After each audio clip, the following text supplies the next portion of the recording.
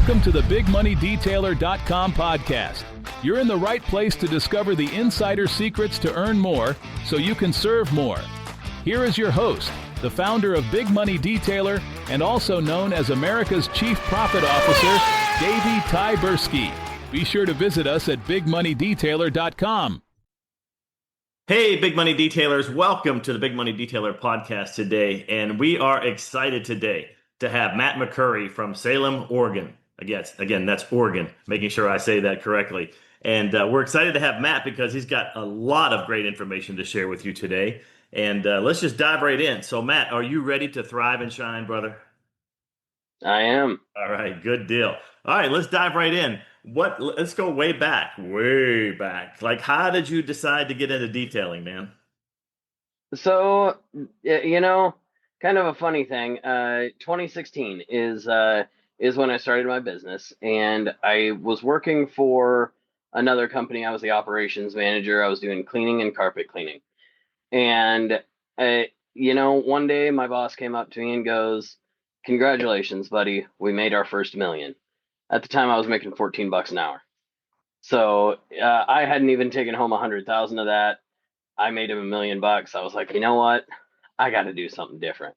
So I took my hobby, which was restoring cars. I was a ASE certified mechanic just for fun, and detailing and painting and all that. I took all that, started a business called Second Chance Automotive. Well, as time went on, I found out that what I actually loved doing was detailing. The rest of it, I still like it, but I don't like doing it as a job. I like it as a hobby. Detailing, I love doing every day. Mm-hmm. So that's how the business started and how I got into it. And we've been just consistently growing since 2016. I started the business with $2,500 and a 2002 Dodge Grand Caravan. And it was just me and some supplies from Walmart. And I had no idea what I was actually doing, but, over time going to trainings and whatnot, we're now, we're doing pretty good. So that's good. That's very good. Yeah. That's for the new listeners. Again, what I try to do on my podcast is, look, you learn a lot from Big Money Detailer. You learn a lot from my coaching program, et cetera. But man, having folks like Matt here that bring up important things that I don't want you to miss. And the big part of what he said was this: when he started out, he didn't have much, right? It doesn't matter where you started out; it's where you're going and what direction are you moving into. And obviously, Matt's built let's just say, well over six-figure business. Let's leave it at that. And he's doing very well with that. And again, it's all about what are you doing to improve yourself? What are you doing to improve your business? And Matt's a great example of that. Second question.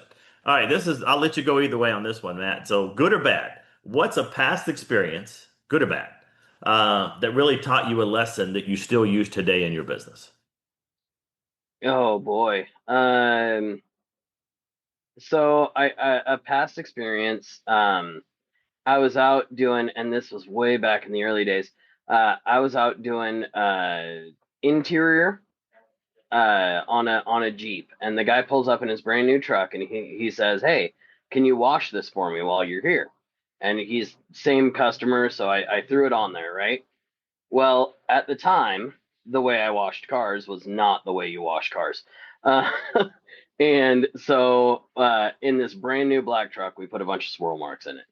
I charged him $50 for the hand wash, and I ended up having to spend 7.5 hours correcting out the swirl marks that I put in it. Oh, wow. Yeah. Wow.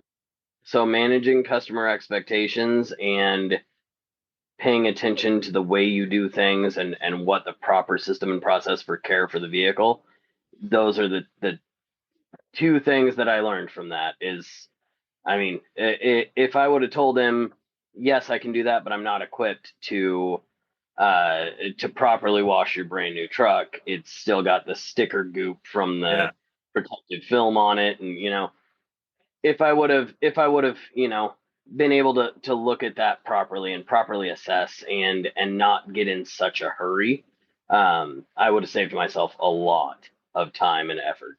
Yeah. So again, you learn from the past, right? And one of the things I always say is, the rear view mirror is small. We look in it, it's small, but we learn from the past. What we want to focus on is the windshield. It's so much bigger. And the key takeaway I just wrote down here on my notes was, having the right training matters. And I know it for some of the folks, especially some of the newbies who might just be getting into detailing, you're like, it's just the truck wash. Well, if you do it the wrong way, you hear from Matt's challenge that he had that if you don't have the right training on how to do it, the right chemicals, lotions, potions, chemicals, tools, everything that comes with it, then you can actually cause a lot more damage. And obviously that hurts your reputation as well, especially if you're well established. And these days, compared to many, many years ago, you're going to get the good, the bad, and ugly on social media. So doing it the right way, having the right training to do it the right way is definitely important. All right. Yeah. Next one, man. You had to pick one. Again, this is hard because I keep these to 30 minutes or less. If you had to pick like your superpower, Matt, like my superpower is fill in the blank. Like you're so good at it, dude, that you could wear a cape that says I am a boom, whatever that boom is. So if you had to pick one superpower, bro, what would that be? Sales. There you go. Let's talk about I'm that. good at So tell sales. me, tell me and the listeners, like maybe your top two or three secrets that really have helped you grow your business from a sales perspective. And before you do that, as a friendly reminder to some of the new folks, the veterans who've been following me for a while know this, but there's five key areas of your business. We got marketing, sales, customer service, operations, and the pinky, even though it's small, it's important, getting paid. So we got marketing, but let's talk about the sales component here. Give me a few ideas, Matt, on the sales perspective and how that works. Yeah. So for me, when it comes to a sales approach, either over the phone or in person, the biggest thing for me is I'm not trying to get the maximum amount out of every customer right off the top. That'll come. What I'm trying to do is I'm trying to find their problem, solve their problem, and be honest. So everything that I do when it comes to sales is uh, you have the choice between A, B, and C. This is what I would recommend. This is what you can do if you're on a budget, or this is what you can do if you want to give it its best. And I have a very good ability to break that down with a customer while I'm standing in front of them and give them the best way to be happy, because that's what we're in this business for, right? Is to make Yeah. our customers. And when they have the option to choose from an A, B, and C type of package that really feels like we took the time and we tailored their estimate to them and we gave them the tools they needed to make their car look its best. Um, that's really where that sales process works best and what I'm so good at. In some cases, that'll land me a $2,000 job. In some cases, like the Impala that they're working on in the shop right now, it's a $6,500 job. Yeah. So, Yeah, that's good. So let me break that down a couple things. So one of the reasons why folks seek me out for private coaching in their detailing business is, and I don't think Matt, I don't think you even know this, but I've worked in 15 different industries. So what do is I look at what's working well for my other clients that are in another industry, and this reminds me exactly of the physicians that I work with. If you think about this and what Matt just talked about, this is important for everyone. Um, I'll use the physician example. If you have a headache, you don't just walk into the doctor office and he or she says, take this medication. No, what do they do first? And what Matt just described is awesome because it models what we do here at Big Money Detailer is it's the consultative approach. So we go into the doctor's office, what's the first thing they do? Assess, right? They assess. They take your blood pressure. They do all kind of this. If you're really sick, they do blood work. They're assessing the situation, similar to what Matt just described. He's assessing the Impala as an example, right? The next thing, based on his knowledge, his skill, and ability, then he's moving into the second step of that consultative approach, which is the diagnosis. Based on the assessment, here's the diagnosis. Now I'm seeing this, I'm seeing that. And then the last step that he uses, which is fantastic, is then he's prescribing the treatment. And catch this, so many detailers that come to us, they confuse the customer. They have a buffet of 16 different things. And fundamental rule of sales, if a person is confused, they don't buy. So Matt, congratulations, brother, for having three simple options.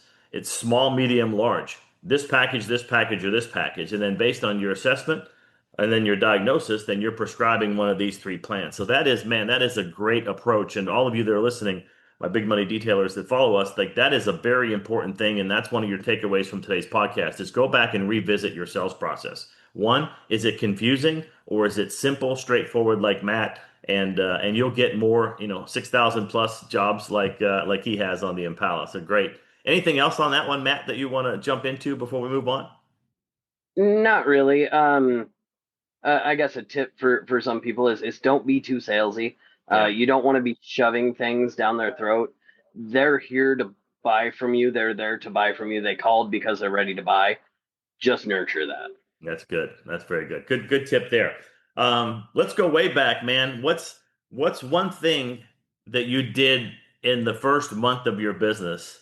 And I won't give you the qualifier. Okay, let's see where this goes first. But when you first started out, way back when, what is that thing you did, maybe the first week or first month to really crank things up?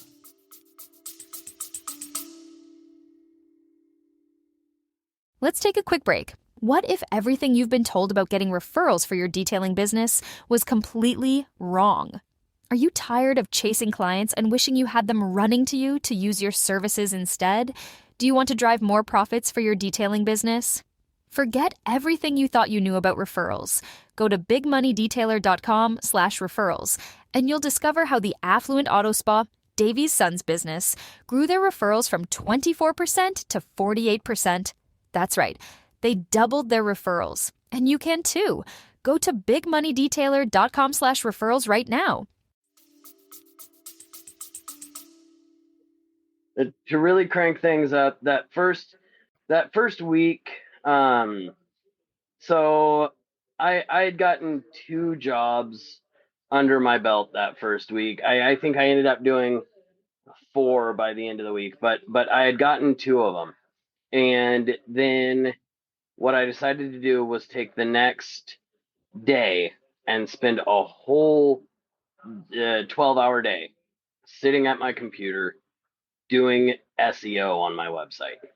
So it was a little easier back then. It's not quite as easy today, but I was able to go through and put all my meta tags and all the things to get that website seen, and then launching a Facebook ad.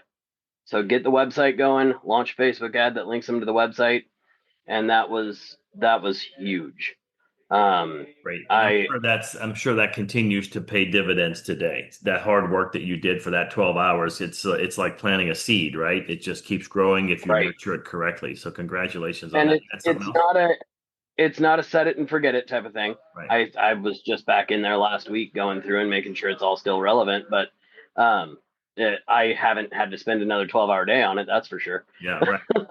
Right. That's perfect. And that's a good, and you and I, before we started the podcast today, we talked a lot about the importance of systems, right? So that is a system that, and again, for the folks listening, if you don't have a system in place in one of those 5 areas of the business, again, marketing, sales, customer service, operations, getting paid, do what Matt did. Matt said, time out. I'm going to take, in this case, 12 hours. Maybe you take, an hour, whatever it might be. Carve that out each week and say, I'm going to build a system for fill in the blank, whatever that looks like. And yeah, it's going to be a lot of work up front. Like in Matt's case, 12 hours of time. But then it wasn't 12 hours every month or every week. It was getting it off the ground and then making adjustments as he goes. And I think that's a very important thing for all the folks listening is start with, yeah, you got to do the hard work first, but then you just maintain it and make certain tweaks based on your detailers giving you feedback, based on the customer giving you feedback. Then you're constantly modifying that system to make it better, right? Yep. All right, good. Let's go. Let's flip this way because some of the new folks may not know, but our son Dylan runs the Affluent Auto Spa here in San Antonio, Texas. I'm his father. I'm also his business mentor, and it's a family business now. As a matter of fact, my wife, Dylan's mother, of course, is Gail, and she's actually getting her hands in the business a little bit now. So it is a becoming more of a family business. And Matt, I know you've been very successful with. As a matter of fact, you mentioned your son was working in the shop today, and let's talk about that. So, what are some of the things, if maybe 3, like what are three big keys that you want to share with many of the folks that listen here on the Big Money Detailer podcast? What are three things you'd say that are important when you're working with your family? And you mentioned one earlier that if you don't, I'll bring it up for you, so no worries. Yeah. So one of the big things that I like to keep in mind with family is you have to be able to separate work from family. When if you're the owner operator or the owner or whatever, you have to remember that they're still there to do a job. And you have to let them know that, right? If you don't give them that heads up right up front, excuse me, it could lead to potential issues later on. Um, the One of the other things is making sure that they are happy doing what they're doing. At the end of the day, they're your family. You're there to take care of them. They're there to take care of you. Like you guys are working together. It's not an employee that if they quit, well, whatever. It's your family. You still got to live with them afterwards. Um, so then otherwise, just not trusting them with too much because they're family. Just because they're your family and just because you love them doesn't mean they're going to be the best at everything. Um, there's not a single person in my family that I trust with sales. Um, that's that's where I thrive, right? So um, they're good at other things. They're good at things that I'm not, but they can't be good at everything. So Right, exactly. I think the other thing that would be important, just to build on that, is if you're bringing in, a family member, regardless of who they are, I think setting the expectation that and this is true for not just a family business, but this is true for any new thing you're doing in your business, is I call it a pilot test. So, for instance, if you were going to hire your son or daughter or your wife or whoever, your mother, doesn't matter who, but if you were going to bring them into the business, I would encourage you to set it up as sort of a pilot test. Hey, mom, we're gonna pilot test this, and for the next month, here's are the three things I want you to do, and then we'll kind of reevaluate and see how it's going, see if you like doing that stuff. We'll see how it's worked. This way, you always have, like I always call it, an escape clause. You always have an escape clause to say, Mom, you know what? It doesn't look like you're enjoying this, but it was a little test. No worries. We set the expectation up front that if this wasn't good for you or it wasn't good for us, that, no worries. And of course, you're still my mother and I'm still your son. But having that expectation going in, and I think, Matt, like you said, not piling so much on them where they feel overwhelmed, and more importantly, not giving them the things that you know that you should be doing as the business owner. In your case, it's sales, right? Anything else on the family discussion, buddy? No, just going more on that same thing. Just because you feel like you can do it all doesn't mean that your family can as well. It doesn't matter that you were grown from the same cloth. You're different people.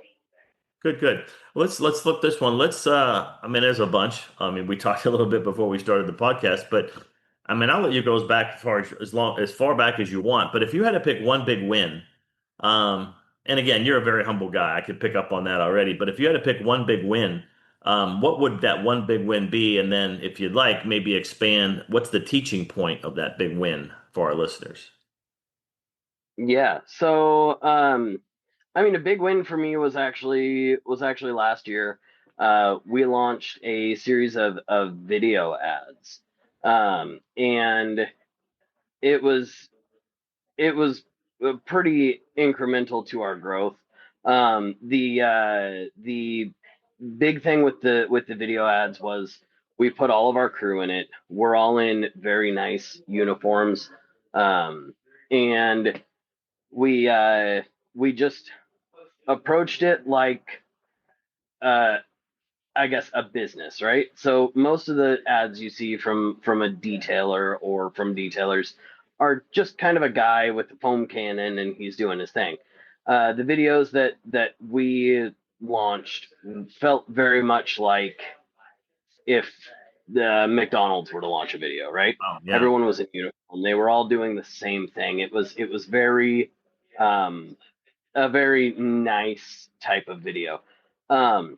And I can't tell you how much money we made off of each one of those videos. It took a day to shoot the videos, and each one probably brought us 300 customers or more over the course of 2 months. Wow. So it was huge. Yeah, Um, certainly and detailing is a business that you got to show, right? You got to show and tell. Kind of like back when we were in kindergarten, we had to show and tell, but it's really important for the detailing business. And I think video is it's probably one of the most underutilized tools. And you're right. Being an advisor, I see. I'm really cleaning up here. I see the good, bad, and ugly. Okay. And remember that if someone hasn't seen you or met you before, they're judging you on that, in this case, 30-second commercial video, whatever that might be, or if it's a 3-minute video. So taking the extra time and making it look like your brand and making it look like people should pay you for what you're worth is very important for sure. and a gimbal. That was the coolest tool that I bought for Yeah. that. Yeah, if you don't know what that is, just Google gimbal. But yeah, it's one of those inventions where you go, wow, why didn't I think of that, right? Yeah. All right, good. Well, let's transition to sort of like, there's before, during, after, right, in our business. What are we doing before to get customers? What are we doing during to make them happy? What are we doing after to keep them happy to send us more introductions to our business? But what's your current strategy for being booked out? Like if you had to share 1 or 2 ideas for staying booked. I know you mentioned the Impala today that's in there for 6,000 plus, but what is 1 or 2 of your secrets of how you stay booked out? Because I didn't Google, I should have, and I didn't do my research, so that's my bad. But I don't know the total population in your city. But you're very busy and you're very successful. So let's talk a little bit about that strategy for staying booked out. So Salem's not a big city. My total market, like if I go to my Google ads and have it search my area of where I market to, I'm only marketing to a total of 1 million people. So some of you, like I imagine San Antonio, you've got a much bigger market than that over there. But the big thing that I do to stay busy is when you're busy, that's when you up your marketing, not when you're slow. Huh. Um, when you're busy, it's easier to maintain momentum than it is to start from the ground and pick back up.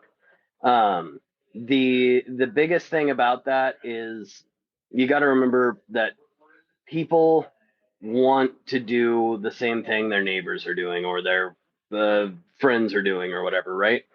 So if someone calls you and you say, I'm a week out, they're like, okay, they're obviously doing good work. They're obviously staying busy. They're obviously, in business still, right? If someone calls you and you're like, yeah, I can get you in later today. Well, why? Yeah, that's a good question. Yeah.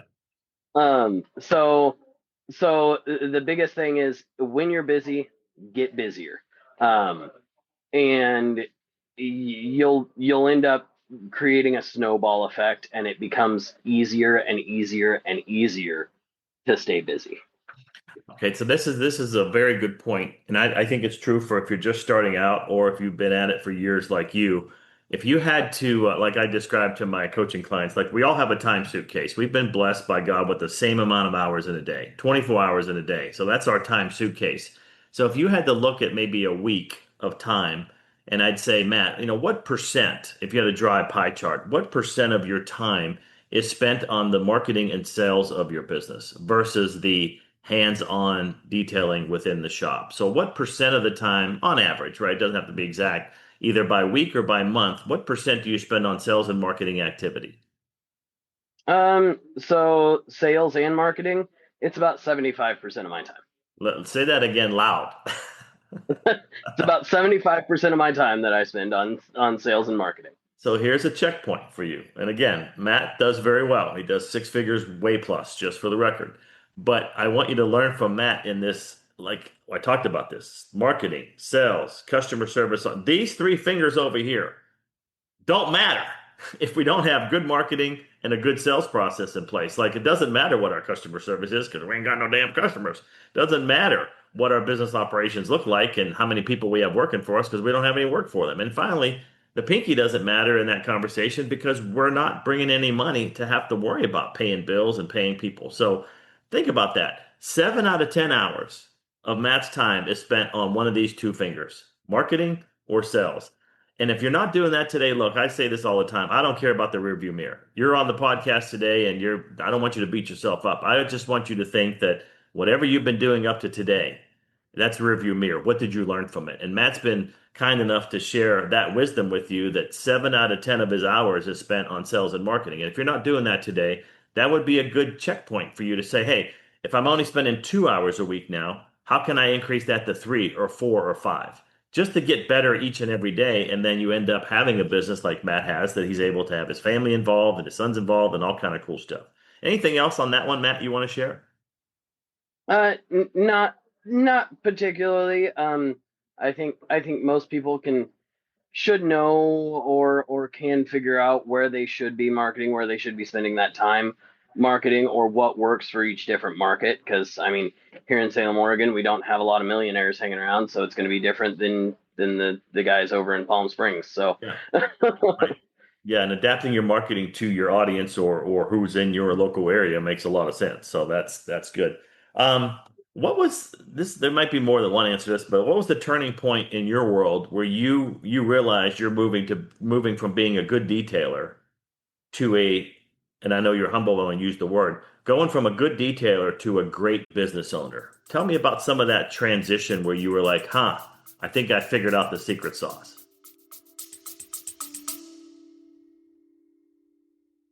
Let's take a quick break. We would love for you to take just a few seconds right now to share this episode with your detailing friends across your social media channels. Thanks for helping us build our big money detailer community. One last thing before we get back to this episode. Be sure to claim even more free business building strategies and techniques so you can continue to earn more and serve more. Go to bigmoneydetailer.com. And now, back to our podcast. So, I have an odd background. Like I said, I was operations manager for the last company I worked for. So I already had a foot in the door of how to operate a business, how to be a good business owner. So for me, that was always more the goal than being the best detailer. Mm-hmm. Now over time, I've taken a lot of trainings. I'm very good at what I do, but the bigger thing is just focusing on the business owner aspect. You can hire people to do the detailing. You can train people to do the detailing. You can hire people and send them to trainings to do the detailing. You don't have to be the best to be the best business. That's good. Yeah, I think that, I mean, if you look at other industries, then I mentioned earlier, I work with 15 different other industries, but if you look at sometimes the number one isn't really the best, but Right. number one is probably the best marketer. I That's mean, look at McDonald's. McDonald's is a great. I use them all the time when I'm thinking about, well, what should I do next? How can I take over this market, right? yeah, And you just look at what do they have? They have the best systems and processes in place. They have the best marketing in place. They've got everything is in line to keep them the best. Even though they're on top, they're still busy marketing. sure. So Absolutely. That's a very good one there. I want to go back and let's kind of before we close today, I want to go back to the family discussion. One of the things that we focus on here, and this is the marketing lesson for some of the new folks who are just joining us for being part of the community, is even though we call this big money detailer, and sometimes Matt, give me just like a minute or two to describe this, because sometimes I see stuff people post, Tyberski's all about the money. No, Tyberski is all about the marketing. And let me tell you how this works. And I'll go back to the family piece in a second. So we know that most detailers want to make whatever can you consider big money, right? Because here's why. We all have a different why we want to make big money. Could be more money to charity, could be more money to our church, could be more money for our family, could be more money to take care of our elderly parents. Whatever that is for you, I don't care. But here's what I do know, that most detailers want to make more money for the reasons I just described. So we call it big money detailer, but here's the behind the scenes stuff that once you move forward and you're part of our community that people get to realize. Yeah, we are about the 5 F's. We're about faith, family, financial for sure, and then we're also about fitness, and we're also about fun. So what's the key marketing lesson here? You have to give people or market to people what they want. Okay. They want money. Okay. But we all know, Matt, that they actually need a lot more than just money because we both, I'm sure, have friends or family members that just focus on the money aspect of it. But the rest of, let's say, those F's, the faith, the family, the financial, the fitness, and the fun, maybe those are a little jacked up. So there's the key lesson I want to make sure we understand. You sell to or you market to people of what they want. For instance, I want a car wash. Okay, that's what they want. But what they really need after you do your assessment, like Matt described earlier, you do your assessment, you do your diagnosis, then you prescribe. What they probably need is a 6 month fill in the blank. Maybe it's a wax, maybe it's a 10-year ceramic, whatever it might be, doesn't matter. But they thought they wanted this. So you definitely tell them, yes, I'll give you that and have you consider this, which is really what they actually need. So there's my key lesson. Let's go back to the family for a minute. So let's just talk a little more about the dynamics of the family business. And I'm going to leave it wide open. I mean, you can tell me key lessons you've learned, things you're doing today, things that your family are talking about doing, but I think the family piece is very important to close this out. Yeah. I mean, the reason we all work is to take care of our family, right? So, I mean, the one thing that I actually see a lot of detailers get caught up in is working so much that they don't have time for their family. In discounting their prices so they have to work so much so that they don't have time. My shop closes at 6.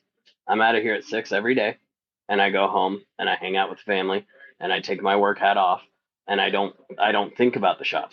I I'm there for my family to enjoy my time with them, and that's I think that's something that gets lost in not just the detailing industry, but in every industry. Sure. As a business owner, you run into that all the time. When I was carpet cleaning, I was working, I think it was 115 hours a week, Wow. and no time with the family. No, I mean, I was just chasing the dollar. It was all about getting the money in my pocket so that I can have time later. Well, that's true to an extent, but you have to break it up. You have to have time now, otherwise there won't be anything for you to have time for later. Yeah, yeah. It goes back to, if you focus on one of the F's, in this case, the financial piece, then fast forward, what's going to be there if you're not paying attention to the other F's, right? Especially the family piece, which is terrific. So before you share your contact information, Matt, again, man, it's been a blessing having you on. Thanks for sharing your wisdom. Anything we didn't cover today, and I always like to sometimes throw this out to my guests, is just like, you kind of know the audience, you know who you're talking to, but is there anything else you want to cover that would be helpful, or a lesson you've learned that maybe we didn't cover today? Yeah, so something that I really actually struggled with in this business, and something that is important to, oh, I moved out of the light here. Something that is important to think about, even if you're in the beginning stages or if you've been at it for years. Take a minute and write down everything that you do and the way you do it, No. and create yourself systems and processes that are trainable, scalable, and usable. Um, the big thing that I struggled with was figuring out, well, how do I train someone who's never even held a pressure washer? How do I train them to wash a car? Well, you have to break all that down, and it's a pretty difficult process to start from scratch.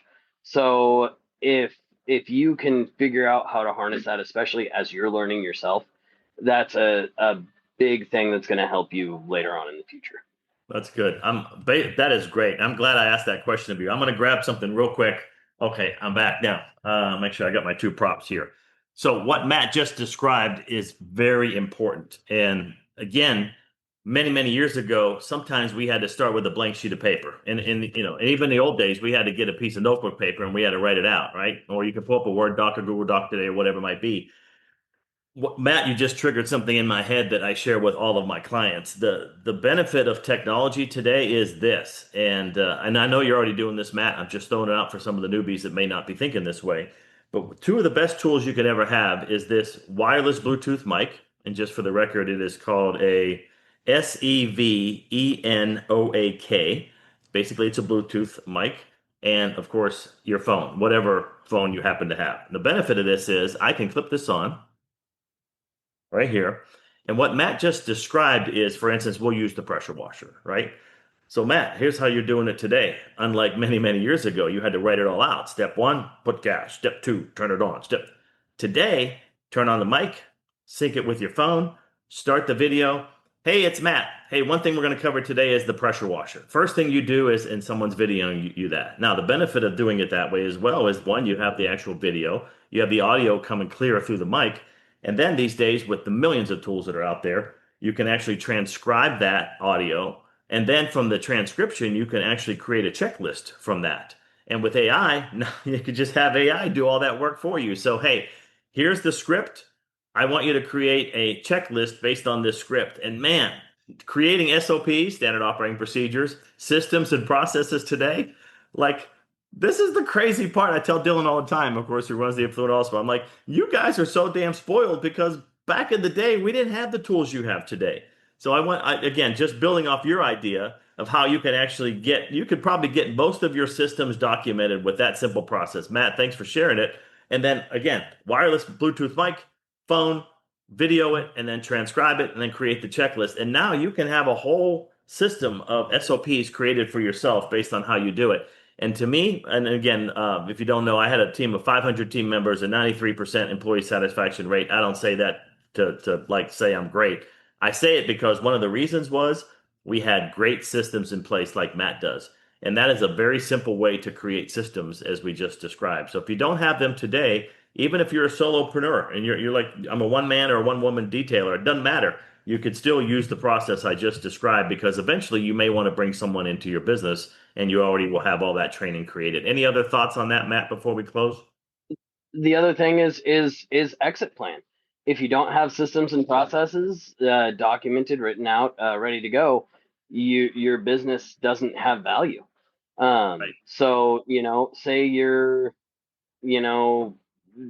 23 years old and you're going hard and everything's great and you're not going to sell your business, but then you break your leg and turns out it has to be amputated or something. You can't detail cars anymore. I mean, what do you have now? You either have nothing or you have a business that you can sell to somebody else. If you have those systems and processes, you open yourself up to create value within your business that isn't sweat value. That's not work value. So absolutely. Good stuff. Okay, Matt, we're going to close it out, brother. Again, thanks for being part of the Big Money Detailer community and sharing your wisdom with everyone, man. It was awesome. If folks want to reach out to you, what's the best way for them to look you up, man? Yeah, two different ways. We've got Instagram at SCA Detailing, and our website is www.scadetailing.com. Or I've got that phone number right there if you'd like. So go ahead and reach out. I'm happy to help. Good. Well, Matt, again, thanks for being part of the podcast today. And hopefully one day if I get to Oregon, I can come by and you can tour your awesome shop and show me all the great stuff that you and your family are doing in your business. So Big Money Detailers, it was great chatting with you today. Until next time, go out there and thrive and shine so you can earn more and you can serve more. We'll see you next time. Bye-bye. Congratulations and thank you for joining us for this episode. Discover even more strategies and tips on how to increase your detailing sales revenue, improve your cash flow, and boost your bottom line. Go to bigmoneydetailer.com right now.